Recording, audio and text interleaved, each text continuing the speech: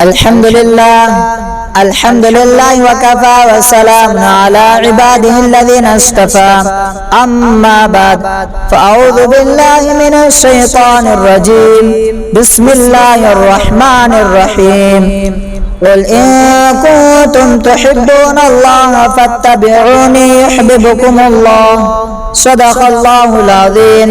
وقال النبي صلى الله عليه وسلم من أحيا سنتي فقد أحبني ومن أحبني كان معي في الجنة أو كما قال عليه الصلاة والسلام. معزز سامعین کرام، آج میں آپ حضرات کے سامنے عشق نبی اور محبت رسول صلی اللہ علیہ وسلم کے بارے میں چند باتیں پیش کرنا چاہتا ہوں. بزرگان محترم، امام الانبیاء، محبوب کبریا، تاجدار حرم، سرور کونین حضرت محمد مصطفیٰ صلی اللہ علیہ وسلم کو خدا تعالی نے قیامت تک کی ساری انسانیت کے لیے رحمت بنا کر بھیجا ہے، اور آپ نے اس امت کو سنانے میں اور ہدایت کی راہوں پر ڈالنے میں وہ قربانیاں اور مشکلات برداشت کی. ساری امت بھی اس کا حق ادا نہیں کر سکتی، اور جس طرح اللہ کے بندوں پر حقوق ہے جن کو ادا کرنا سارے بندوں پر ضروری ہے، اسی طرح آپ کے بھی اس امت پر حقوق ہے. ان میں سے سب سے بڑا حق یہ ہے کہ امت کو آپ سے انتہائی عشق و محبت ہو اور زندگی کے ہر شعبہ میں آپ کی اتباع کی جائے. بزرگوں اور دوستوں، ایک انسان کو دوسرے انسانوں سے چار چیزوں کی بنیاد پر محبت ہوتی ہے: حسن و جمال سے، فضل و کمال سے، حسب و نسب سے، احسان سے. صحابہ فرماتے ہیں کہ ہم کبھی 14ویں رات کے چاند کو دیکھتے، کبھی آپ کے چہرے کو دیکھتے، ہم فیصلہ کرنے پر مجبور ہو جاتے کہ آپ صلی اللہ علیہ وسلم 14ویں رات کے چاند سے بھی زیادہ خوبصورت ہے.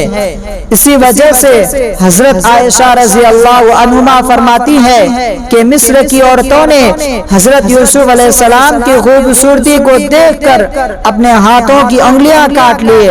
اگر وہ عورتیں میرے آقا کی خوبصورتی کو دیکھ لیتی تو ان کے کلیجے پھٹ جاتے. تو معلوم ہوا کہ حسن و جمال میں آپ صلی اللہ علیہ وسلم ساری انسانیت سے زیادہ حسین تھے. بزرگوں اور دوستوں، دوسرا سبب کمال ہے.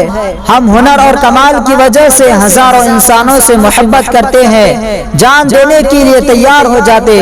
حاتم طائی کو سخاوت کی وجہ سے، نوشرووں کو انصاف کی وجہ سے، رستم کو بہادری کی وجہ سے، افلاطون کو علم و حکمت کی وجہ سے، علامہ سعدیہ کو قوت اور گویاہی کی وجہ سے.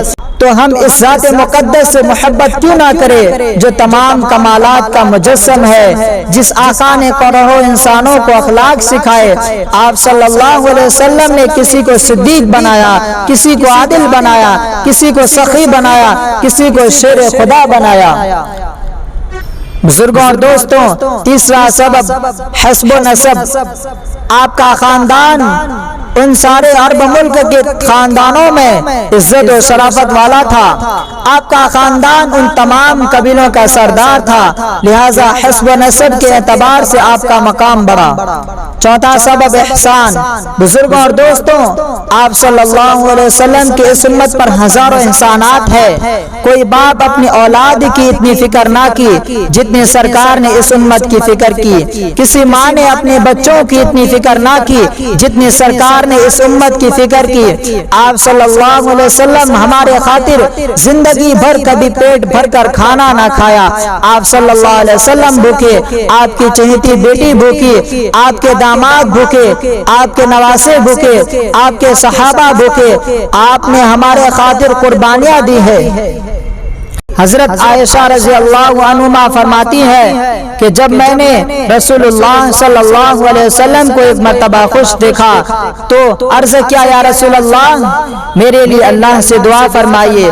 آپ صلی اللہ علیہ وسلم نے ارشاد فرمایا، اللہم اغفر لی عائشہ ما تقدم من ذنبها وما تأخر وما اسرت وما اعلنت. اے اللہ، عائشہ کے اگلے پچھلے تمام گناہ معاف فرما دیجئے اور ان گناہوں کو بھی معاف فرما دیجئے جو اس نے چھپ کر کیے اور علانیہ کیے.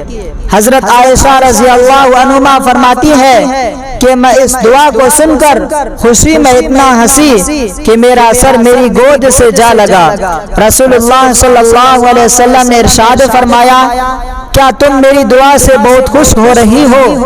تو میں نے کہا، مجھے آپ کی دعا سے خوشی کیوں نہ ہو؟ آپ صلی اللہ علیہ وسلم نے ارشاد فرمایا، اللہ کی قسم میں یہ دعا میری امت کے لیے نماز میں مانگتا ہوں۔ بزرگوں اور دوستوں، اللہ نے ہر نبی کو مخصوص دعا عطا کی تھی۔ ہر نبی نے دنیا میں ان دعاؤں کو استعمال کر لیا، مگر میں نے اس دعا کو حفاظت سے رکھا ہوں۔ کل قیامت کے دن حشر کے میدان میں جب میری امت کا حساب و کتاب ہوتا رہے گا، میں اس وقت دعا کر کے اللہ تعالیٰ سے اپنی امت کی مغفرت کرواؤں گا۔ ذرا اندازہ لگائیے آپ صلی اللہ علیہ وسلم کے احسانات اس امت پر کتنے ہیں۔ تو ایسے محسن، سب سے بڑے خیر خواہ، ماں باپ سے زیادہ شفقت کرنے والے، جب آپ اتنے خوبیوں کے مالک ہیں تو ہم آپ سے محبت کیوں نہ کریں؟ فرمایا، نبی سے محبت ایمان کا جز ہے، نبی سے محبت مومن کی شان ہے، نبی سے محبت مسلمان کا حق ہے، نبی سے محبت ہدایت کا سبب ہے، نبی سے محبت نجات کا راستہ ہے۔ ارے سچے عاشق تو صحابہ تھے جنہوں نے نبی کے عشق میں جانے قربان کر دیے، جو آپ کے اشاروں پر مر مٹتے تھے، جو آپ کے حکم پر جان و مال لٹاتے تھے۔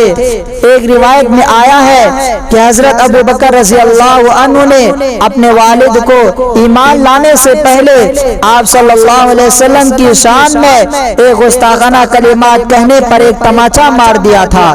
جب آپ صلی اللہ علیہ وسلم کے سامنے کارگزر گزاری سنائی تو آپ صلی اللہ علیہ وسلم نے فرمایا، اے ابو بکر، تم نے اپنے بابا کو تماچا کیوں مارا؟